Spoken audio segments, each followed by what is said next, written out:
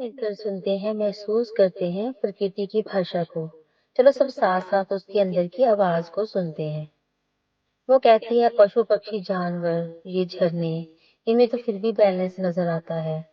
मानव, मानव जैसे male female, माँ बेटी, बाप बेटा, भाई बहन, ये रिश्ते फिर भी ठीक है, संतुलित हैं।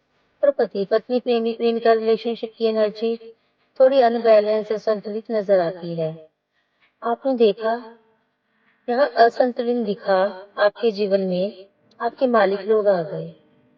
हम आपको आपका प्यार दिला देंगे, हमसे ये करवा लो, हमसे वो करा लो। उन्होंने इनडायरेक्टली ये कह दिया आपसे कि आप अपने जीवन को नहीं संभाल पा रहे हो। बात तो उनकी ठीक भी है। ये एनर्जी है थोड़ी असंतुलित। यदि एक झुक जाता है, दूसरा ईगो दिखाता है। दोनों अड़े रहे तो कोई भी न माने तो रिश्ता टिक नहीं पाता, टूट जाता है। और इस समय प्रकृति को दोनों की एनर्जी संतुलित चाहिए, बराबर के तालमेल के साथ। प्रकृति कह रही है भागो मत, थोड़ा सा रुक जाओ, मुझे सुनो। हवा को महसूस करो, पेड़ों की बातें सुनो, मिट्टी की खुशबू को महसूस करो, झरने के गीतों को सुनो। ये तुम्हारा बहुत कुछ करने से ज्यादा फील करने का है, महसूस करो।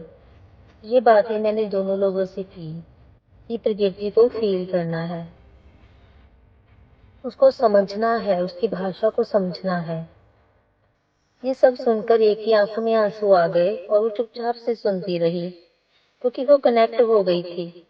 और दूसरी उसने कहा, ऐसी बात लोगों को पसंद नहीं आती, वो नहीं सुनना चाहते, लोगों को पसंद नहीं आएंगी। बात फील की थी, दूसरी की कनेक्टिविटी नहीं हो पाई थी इतनी। एक कक्षा में एक टीचर और अनेक स्टूडेंट्स। टीचर एक ही तरह की बात उस कक्षा के सभी बच्चों से समझाती है, और वो अनेक बच्चे, कोई किसी तरह से समझता है और किसी तरह से लेता है, पर वो सेम ही बोलती है सबके लिए। कोई फर्क नहीं करती, कोई मुश्किल से पास ही हो पाता है कि कोई मेरिट तक ले जाता है। बात कनेक्टिविटी की है कि कितना कनेक्ट हो पाया। इसी तरह हमें प्रकृति को समझना है, उससे कनेक्ट होना है। प्रकृति जाने की रोशनी, एनर्जी, जो हर एक जगह, हर स्थान, हर चीज, पेड़ पौधे, पशु पक्षी, जानवर, पत्थर, पर्वत, सब में एक समान है। वो कहती है मैं सब में ही हूँ। ये फूलों में खुशबू, दरिया का बहना, हवा का चलना, ये अग्नि का प्रकाश, ये सब मेरे ही अलग अलग रूप हैं। जो कुछ भी हम देखते, महसूस करते हैं या छूते हैं, वो सब मेरा ही हिस्सा है। मानव सोचता है कि वही सबसे अलग है, पर असल में वो प्रकृति का एक जीवित अंश है। हमारा ये शरीर मिट्टी, पानी, अग्नि, हवा, घास से मिलकर बना है। ये सब तत्व प्रकृति के ही हैं, एक ही एनर्जी से सब बना है। जब हम ये समझ जाते हैं तो किसी से भी नफरत नहीं कर पाते, नहीं कर सकते थे। इन सबको सिर्फ शब्दों तक ही सीमित नहीं रखना, हमें अपने जीवन में लाना है। तो किसी से तालमेल शब्दों का नहीं है, उसको फील करना, समझना ही सच्चा योग है। जो इससे जुड़ता है वही इसकी भाषा को समझ पाता है। बाकी सब देखते हैं, महसूस नहीं करते। आपके कमरे में 100 वाट का बल्ब जग रहा है और आप मोमबत्ती ढूंढ रहे हो। क्या आप मोमबत्ती जलाओगे रोशनी के लिए?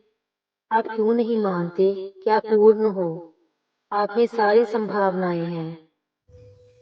अपने बॉस बना के रखे हैं। आपको पार्टनर, दोस्त नहीं चाहिए कि आपका जीवन मजेदार, बहुत अच्छा, मस्ती वाला बन सके।